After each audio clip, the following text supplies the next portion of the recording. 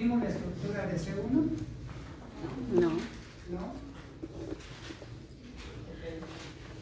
¿Me muestran sus notas? A ver hasta dónde me quedé. A ver qué anda. Gracias. Las proteínas, ¿hasta ahí nos quedamos? Bueno. Bien. En el caso de la vía clásica, a ver, acuérdense del sistema de complemento. Sus funciones son lisis, organización. ¿Las mencionamos? Sí, sí. Ok. No se olviden de esto. ¿Por qué? Porque la finalidad en las células es formar poros y células proteínas que formen poros para generar la lisis. Cuando una célula se lisa, la vemos en el microscopio, vemos su contorno, la membrana, la vemos refringente. Refringente indica que unas zonas son brillantes y otras zonas son oscuras. Bueno, entonces cuando se lisa, inmediatamente se pierde la refringencia y se ve el escape del contenido. Decíamos que eso mismo lo hace el citotóxico de una manera más efectiva, lo hace directo. ¿Y si nadie? ¿Estás conmigo? Sí, estoy anotando. Okay. Bueno, entonces vamos a ir analizando cómo es la vía clásica. La vía clásica requiere del complejo inmune para activarse. El que ya no, Javier, ya es muy tarde, ya no. Por lo del desfile. Vale, ya. Sí, que del desfile. Cuando les pase eso, que haya eventos, háganlo. ¿Sí?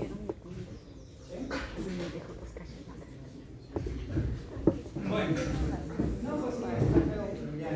Es que si no me están distrayendo a cada rato. Ya, vamos. Tengo mi complejo inmune, antígeno, anticuerpo. Entendiendo pues el anticuerpo como tal, con el antígeno aquí. C1 es una de las proteínas de la vía clásica, pero C1 es una molécula más compleja. ¿Por qué? Que tiene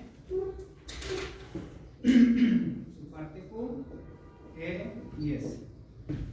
Es una molécula pentamérica, en el sentido de que hay una molécula de Q, hay dos de E y dos de S.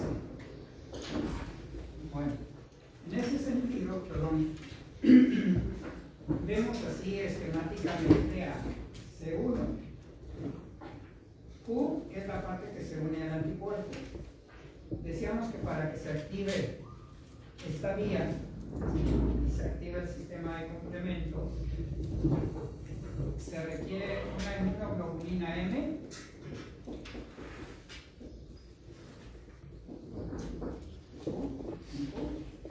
o bien se requieren dos inmunoglobulinas G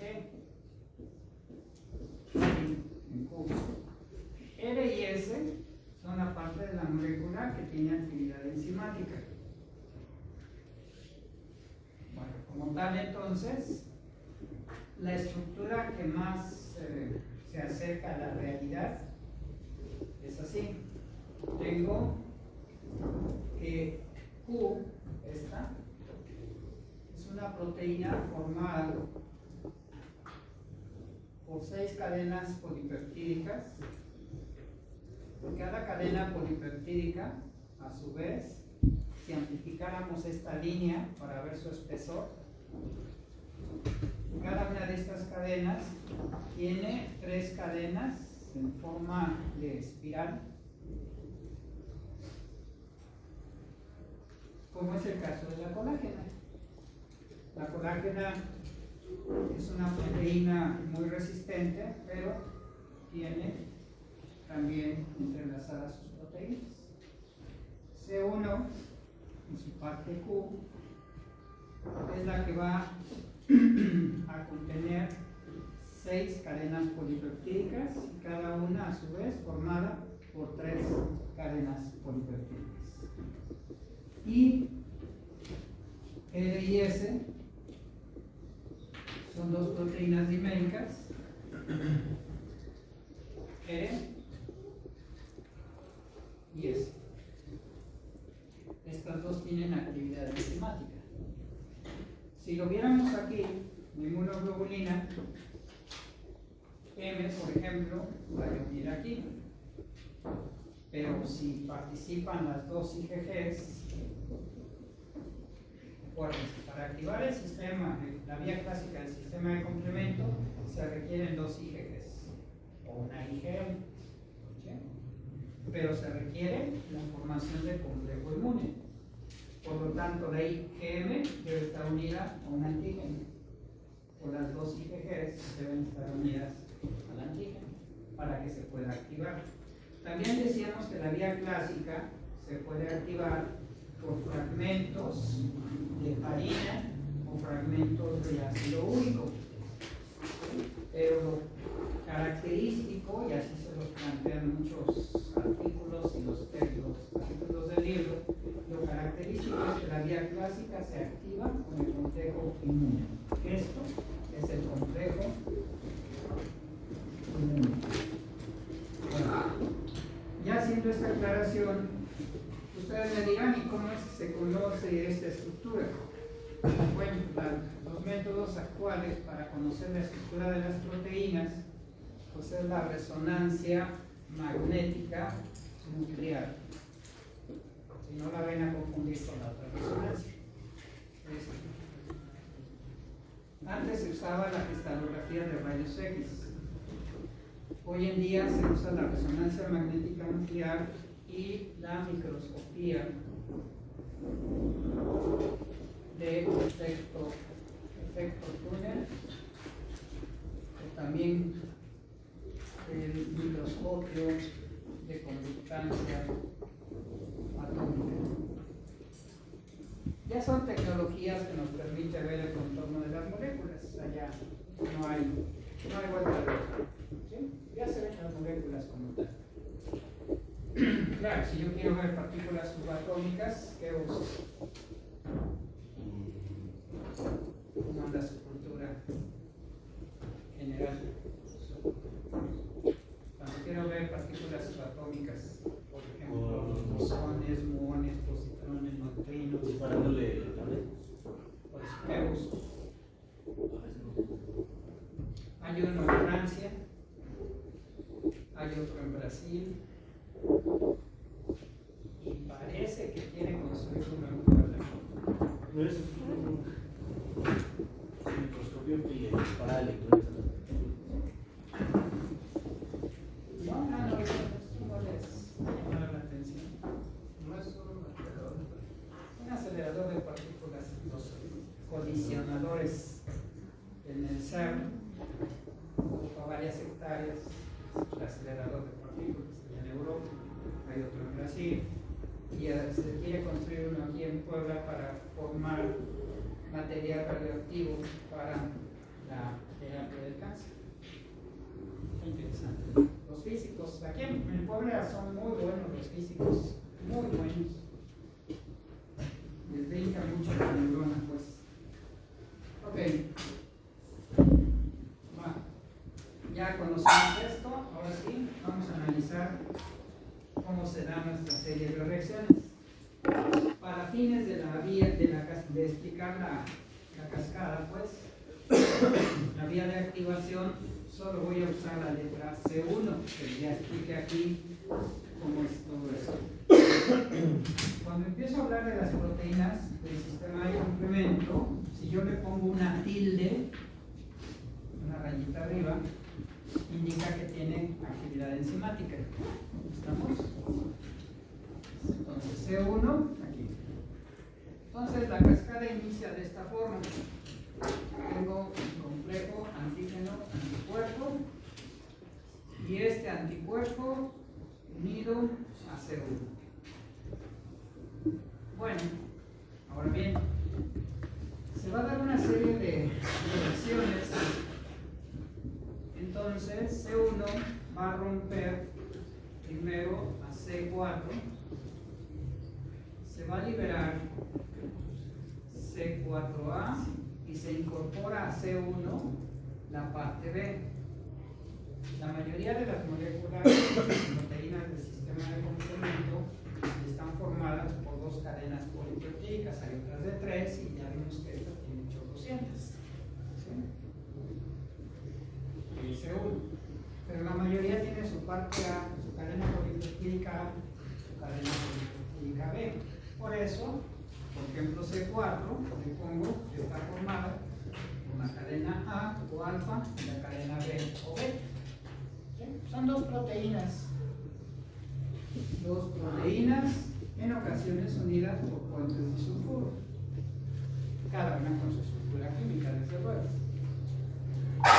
Bueno, pues entonces, cuando C1 rompe a C4, se libera C4A y me queda C1 4B.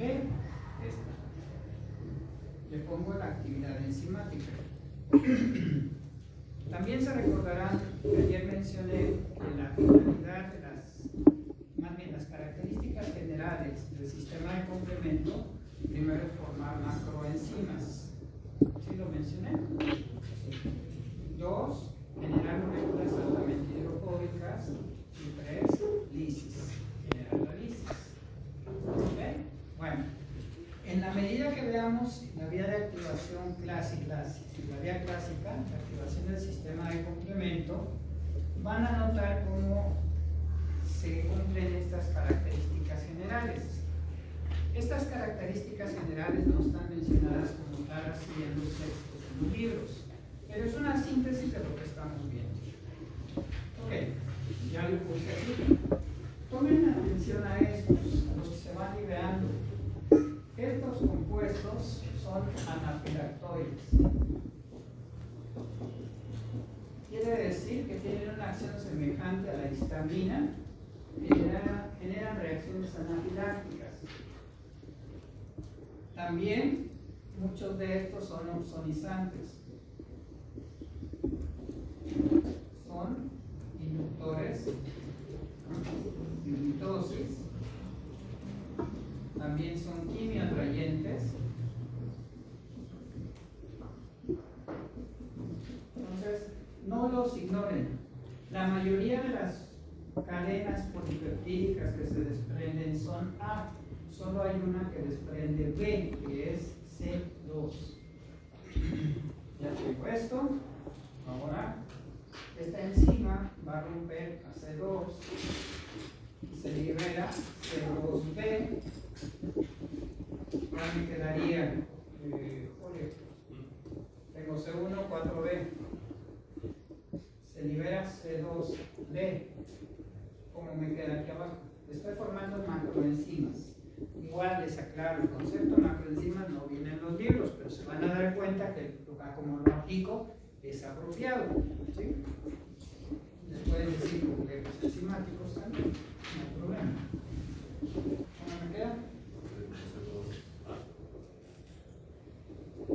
Si este tiene A y B, ya se liberó B, ¿cómo me queda? Se están formando complejos enzimáticos, enzimas grandotas. Se forma C2A. C1, 4B, 2A. Ya es una enzima más grande. O sea, se van añadiendo. Se van añadiendo.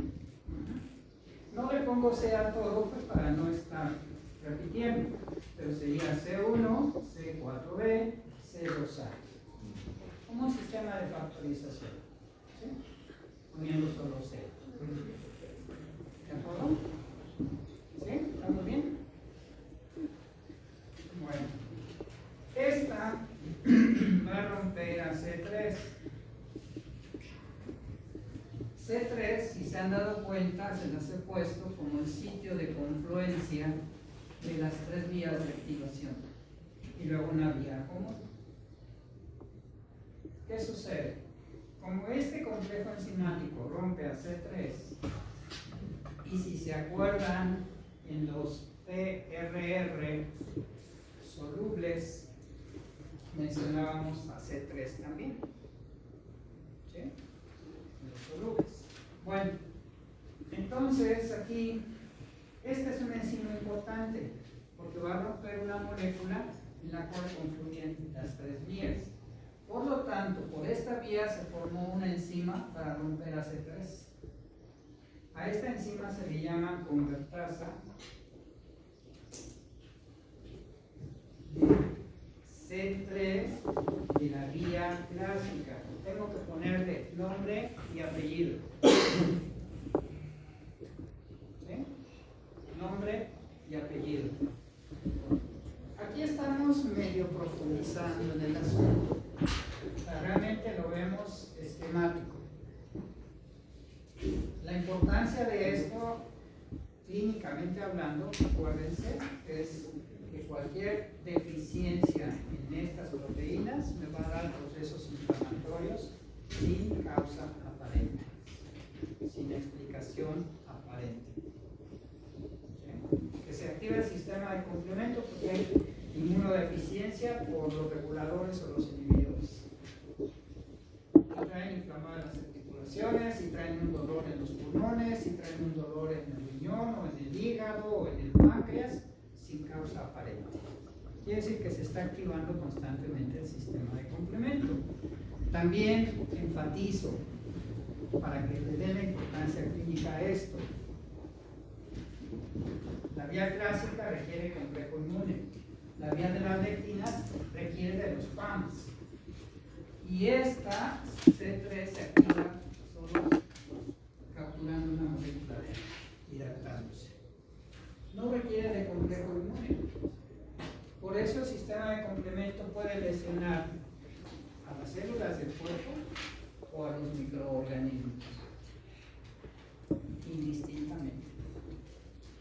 Abusados, abusados.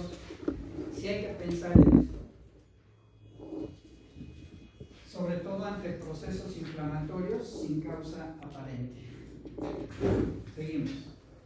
Esta enzima, esta macroenzima, va a romper a C3. C3 libera C3A, aquí ya rompe, e incorpora su parte B. C3 tiene su parte A y su parte B. Y entonces me queda C1, 4B, 2A, 3B, también con actividad enzimática. ¿Me siguen? Es una enzima que va rompiendo a otra en sus dos partes, una la libera y la otra se incorpora. Veo caras perplejas, pues no tiene gran ciencia, solo estoy rompiendo las cadenas polipeptídicas, alfa y beta, la rompo por la enzima y me genera complejos enzimáticos mayores. ¿Y de qué depende que se pone A o sea, alfa o beta? C4A, después C4A.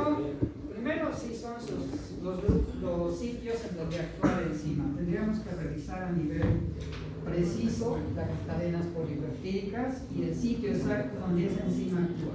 Tendríamos que caer pues en la estructura molecular tanto del complejo enzimático para ver su sitio activo, como también en el sustrato para analizar entre qué aminoácidos o entre qué enlaces disulfuros se está rompiendo. ¿Sí? O sea, la respuesta tendríamos que irnos a ver las estructuras moleculares. Dos, con cuestiones de explicación. Las proteínas del complemento les dije que se fueron nombrando como C y se fueron nombrando 1, 2, 3 hasta el 9 en función de cómo se fueron descubriendo. Pero cuando se analizaron la serie de reacciones, se vio que primero participaba C4, pero ya estaba nombrada. Primero se conocieron las proteínas y luego se entendió la vía de activación. Pero cuando se empezaron a hacer ya las reacciones in vitro, se requería primero C4, no C2. Pero eso ya fue un hallazgo experimental. Tal vez para ustedes, pues, como médicos y hacia la clínica que van, pues les suena raro que gente pierda tiempo de manera interesante con esto. ¿Sí? Pero hay personas que les gusta. Y hay quienes dedican su vida a las proteínas de complemento. Y hay quienes dedican su vida a las proteínas de la insulina, por ejemplo. ¿Sí? Hay un departamento de bioquímica en el CIESTAP. Y los bioquímicos estudian las proteínas. Pues cada quien, ¿no? Pero gracias a eso y al avance de la ciencia, ¿cuál es la conclusión que ustedes pueden sacar de todo esto? Para pues, aprovecharlo, pues es de que se pueden, insisto, generar esos procesos inflamatorios sin causa aparente. Todos vemos inflamación, hay infección. Todos nos vamos así. Hay fiebre, hay infección. No. Puede ser una leucemia, puede ser un linfoma. ¿Sí? Puede ser una deshidratación. La hipertermia puede darse por deshidratación. Puede ser una tormenta de citocinas. Abusados. Para eso es integrar conocimiento. No se pierdan. Entonces, esto sirve para entender las bases celulares y moleculares de la enfermedad. Bueno. Todos aquí excepto este, que tiene rayas. 2, 4 y 6, 10. Y luego las 6 por, si son 3 por cada una, son 4 por 6, son 18, 19, 20, 21, 22. Es más compleja según la figurita que hicimos aquí. ¿Sí? Pero la mayoría tienen 2 cadenas por hipertita, la mayoría, no todas. ¿Sí? Muy bien, ya tengo aquí otra que se le llama convertasa. Va a romper a C5, entonces se le llama convertasa de C5 de la vía clásica. Bueno, va a romper a C5, macroenzima, una enzima compleja. ¿Qué va a suceder ahora? Todo este show fue para generar una molécula que sea altamente hidrofóbica. Mientras una molécula sea altamente hidrofóbica, se puede insertar sin ningún problema en la membrana celular. Pero hasta a los virus les cuesta trabajo meterse a la célula. ¿Sí? ¿Cómo actúa el oseltamivir o el zanamivir? Eso lo vivieron en la influenza, ¿no? ¿Qué edad tenían con la pandemia de la influenza? Fue 2006. Estaban pequeñitos. Un año. 3 años. De un año. Tenías un año. Entonces no se acuerdan que se usaba. El oseltamivir y el zanamivir Recuerdo como bloquean al receptor de la influenza. El virus de la influenza requiere este receptor. Entonces el tratamiento era bloquear al receptor para que no entrara el virus. Pues sí, pero aún así las personas no se recuperaron. ¿Qué teníamos que hacer? Se bloqueaba la entrada del virus y era neutralizado extracelular. Pero esto ya me generaba un proceso inflamatorio. Y entonces se instalaban bacterias. Entonces había que tratar la influenza con el oseltamivir y con usamos mucho el cinato, una cefalosporina, cefotaxima, ¿sí? Y con esto la persona se recuperaba sin tanto problema. Pero esto ayuda mucho, si no se muere la persona. Bueno, hasta los mismos virus requieren de proteínas en la membrana. Entonces, fíjense lo interesante de esto para que se forme una molécula altamente hidrofóbica. Ahora, ¿por qué es importante esto que estoy diciendo? Si ustedes tienen un proceso infeccioso donde hay barreras, acuérdense, las barreras naturales, esas barreras se forman las uniones herméticas entre las células endoteliales de los capilares. Vamos a suponer a nivel testicular, la barrera hematotesticular, hay un proceso infeccioso. ¿Qué tipo de antibióticos usarían? ¿Liposolubles o hidrosolubles? Los lipos, si no, no va a pasar. Tengo un proceso infeccioso en cerebro, tengo la barrera hematoencefálica. Hematoencefálica quiere decir que hay uniones herméticas aquí y las cosas no pueden pasar fácilmente por este sitio. ¿Qué fármacos uso? También liposolubles. Hematotesticular, hematorretiniana, hematoquímica, hematodérmica, etcétera, etcétera, etcétera. ¿Ya ven la importancia de las bases celulares? Si no, se van a hacer trabajos con su paciente, porque les quieren dar algo que no va a pasar. Lo tienen en circulación, ¿y qué les sirve? Y lo mismo con el pensamiento de que si yo tengo una infección y tiene biofilms, aunque el laboratorio les dice la ampicilina es efectiva contra esa bacteria, y se lo dan al paciente y resulta que la ampicilina no pasa por los biofilms y por lo tanto las bacterias siguen creciendo. ¿Fue resistencia directa al antibiótico? Fue una barrera física. ¿Estás con nosotros, Jared? ¿Seguro? Entonces, esta situación hay que quitar primero el biofilm y darle el antibiótico. Y se quita. Esos son los casos que les he comentado de la rhinosinusitis. Hacen sus lavados con shampoo al 1%, shampoo de bebé, en agua inyectable, en solución salina, y ya que se limpió bien todos los biofilms, consulta antibiótico-terapia y sale el paciente sin polvo. Se limpia bonito, en la tomografía se ven los senos bien limpios, pero hay que pensar para hacer las cosas. Entonces, bueno, regreso. C5 libera C5A. Este es un quimiotáctico de neutrófilos. Ya no me queda una macroenzima, ya se formó la primera molécula altamente hidrofóbica. Ya voy en la vía común. Mi vía es esta, ya formé la convertasa de C3. Después de esto, ahora voy a romper a C5, pero para romper a C5 necesito la convertasa de C5 de la vía clásica. ¿Okay? Y ya simplemente a C5b se le agrega C6, C7 y tengo C5b, 6, 7. Ya no tiene actividad enzimática, están polimerizando en la membrana. Se insertó C5b, C6, C7. Se le agrega C8 y C9. De C9 puede agregarse una molécula o muchas moléculas C9. ¿Okay?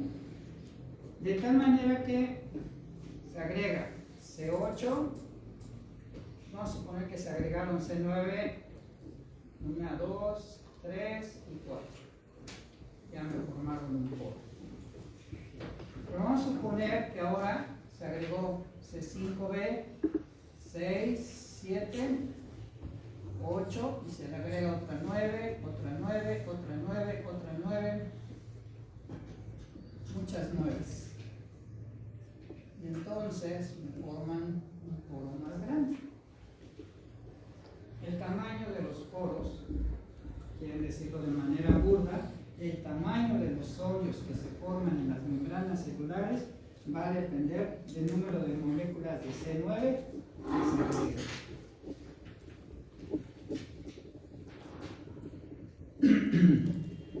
También ayer decíamos, las moléculas del complemento se producen en el hígado. Están circulantes. 2, es uno de los mecanismos de defensa evolutivamente más primitivo. Quiere decir que el sistema de complementos lo deben tener animales evolutivamente inferiores a nosotros. reptiles, aves, porque es inespecífico. Pero aquí viene el contraste, ¿no? No poros, pero vean todo el show que tuvo que hacer. C1 rompe a C4, luego se forma la enzima y rompen a C2 y otra enzima más compleja, rompe a C3, enzima más compleja, rompe a 5 y ya tengo la molécula hidrofóbica. Ya se insertó. La molécula hidrofóbica es C5b y todas las demás que se van agregando.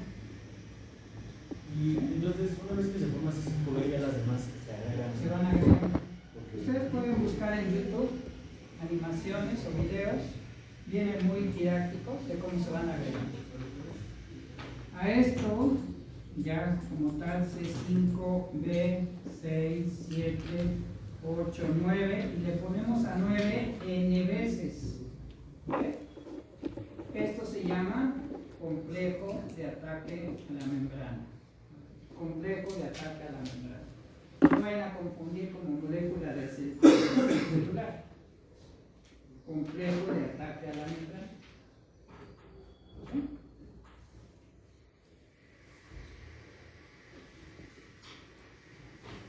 Muy bien. Entonces, esta es la vía clásica. Por lo tanto, de las tres vías, analizamos esta y la vía común. La vía común va desde C3 hasta el complejo de ataque a la membrana. Recapitulamos: formación de macroenzimas, formación de moléculas altamente hidrofóbicas, lisis de la célula. Alguno de ustedes va a decir: oiga, ¿y para qué tanto cuento en la naturaleza? Si el linfocito T citotóxico con su receptor, cuando una célula a través de histocompatibilidad clase 1 representa epítopos de patógenos intracelulares, y este directamente produce superporina, una molécula en forma de poro, y va, se lo inserta y lisa directamente. Esa es la ventaja de la inmunidad celular. No se anda con tanto cuento. Llega, reconoce y por eso es tan importante lo que ahora se está haciendo de la terapia CAR-T. No son más que linfocitos T citotóxicos. La terapia CAR-T es CAR, la C de chimeric, A de antigen, entonces es R de receptor y T de T citotóxico. ¿En qué consiste esta terapia CAR-T al final del camino? Modifico genéticamente a este receptor para que me reconozca ya no procesos infecciosos, sino una proteína de una célula cancerosa. Entonces estos receptores están manipulados genéticamente. ¿Cómo le hago? Meter genes que me permitan producir exactamente la proteína que me va a reconocer a la proteína del cáncer. En lugar de hacer terapia biológica, en lugar de hacer anticuerpos monoclonales, mejor ahora fabrico receptores que me reconozcan a esa proteína. ¿Por qué? Porque entonces la célula esta, con el receptor modificado genéticamente, llega y directo le da superporina a la célula cancerosa. Constantemente se están reportando casos de éxito en cáncer con esta terapia, pero como requiere de ingeniería genética, pues es un poco caro. En Puebla creo que ya van a iniciarlo, en el Centro Médico Nacional también ya. Muy interesante todo eso.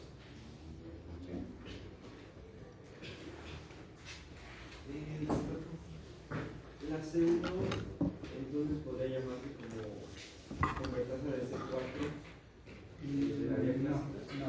No. Convertasas solo son aquellas que apunten a C3 o a C5. Las demás solo son enzimas. ¿Sí? Para esto es importante que recapitulen sus conceptos de conceptos de bioquímica. Voy a borrar todo esto.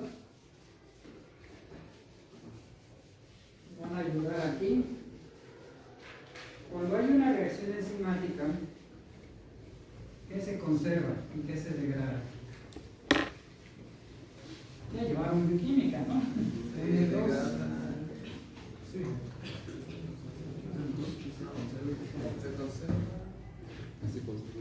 Una reacción enzimática.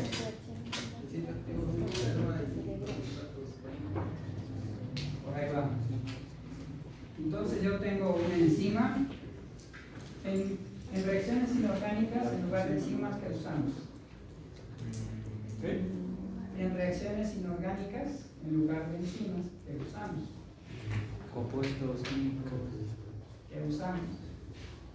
Ácido, degradadores, Terrible, les falta mucha cultura. catalizadores. Catalizadores. Ya. Sacaron la casa del grupo bien. Aquí en las reacciones orgánicas es enzima más sustrato. ¿Qué se forma? Producto más. Primero, antes del producto. Venir encima se mantiene. ¿Qué se forma primero? Leslie, ¿qué se forma? ¿Cómo? No, sí. A un complejo enzimático. Enzima más sustrato, ¿qué se forma? Terrible. Porque no sé. Vamos a dar una vueltecita de pues va a ver terrible. Porque no sé, hay que estudiar, ¿eh? Ver. Complejo, enzima, sustrato. Y ahora sí que sigue. Aparte del producto. Así es. El producto, la que se quita y la enzima. La enzima, ¿cuál de estos dos se conserva? Enzima. La enzima, ¿quién se modifica aquí? El sustrato, ok. Bueno, entonces aquí está el complejo enzima-sustrato, nos da un producto. Para que no se les olvide esto, voy a jugar con las palabras. La enzima, ¿con qué se escribe? ¿Con C o con Z? Ok. ¿Y si le pongo con C? Encima de alguien o de algo, ¿verdad? Por eso es cuando alguien se pone encima de, actúa sobre el sustrato y hay un producto. Depende a quién le gusta estar encima, pero cuidado porque hay un producto. ¿Vale? ¿Ya no se les olvida? No, ¿verdad? Un pequeño monstruo hermoso, ¿verdad? ¿Vale? Entonces, enzima más sustrato, complejo es enzima más producto. Lo que se conserva en enzima. Sí, en todas las reacciones de la vía clásica se van a conservar enzimas, pero después acuérdense que hay proteosomas dentro de la célula que van cambiando proteínas. ¿Sí? Aunque en la reacción enzimática se conservan las enzimas, tienen un tiempo de vida. Y ya los proteosomas se van encargando de renovarlas. ¿Sí? ¿Usted es la misma que hace un segundo? ¿Usted es la misma que hace un segundo? ¿Por qué?